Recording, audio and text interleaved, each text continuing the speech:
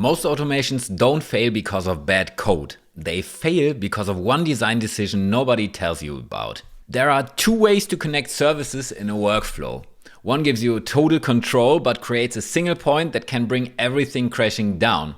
And the other one scales infinitely, but when something breaks, you have no idea where to even start looking. Most people building in n8n have never consciously chosen between them. By the end of this video, you'll know exactly which one to use and the combination that teams who actually scale are running. The first model is called orchestration. Think of a conductor. He knows when the violins come in, when the brass kicks in, and if a musician makes a mistake, he sees it immediately. In n8n, this is a main workflow called sub-workflows.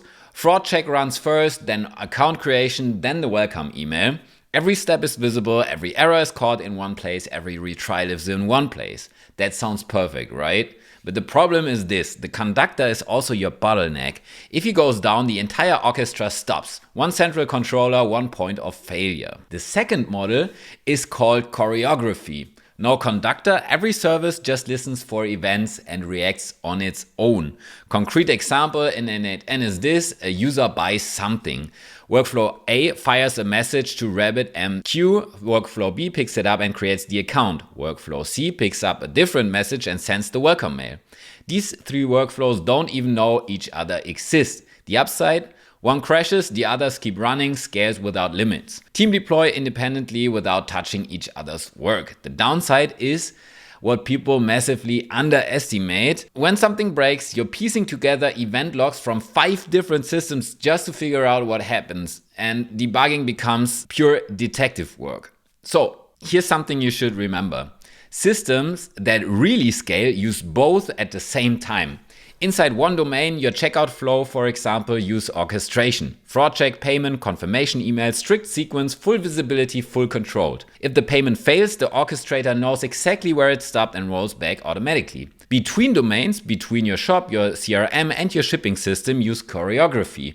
They talk through events, completely decoupled, scaling independently. In n8n, this works natively. Orchestration is the default, a main workflow calls sub-workflows.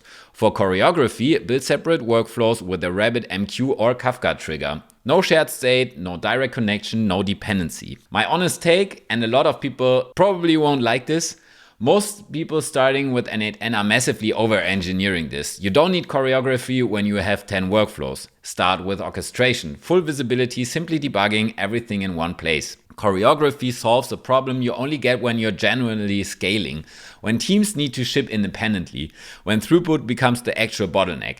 If you don't have that problem yet, don't build yourself a debugging nightmare you don't need. Yes, it gets complex eventually, but complex when you need it beats broken from day one. If you found this useful, subscribe. I got a lot of videos planned on n8n and automation in general, how to integrate AI agents into n8n workflows.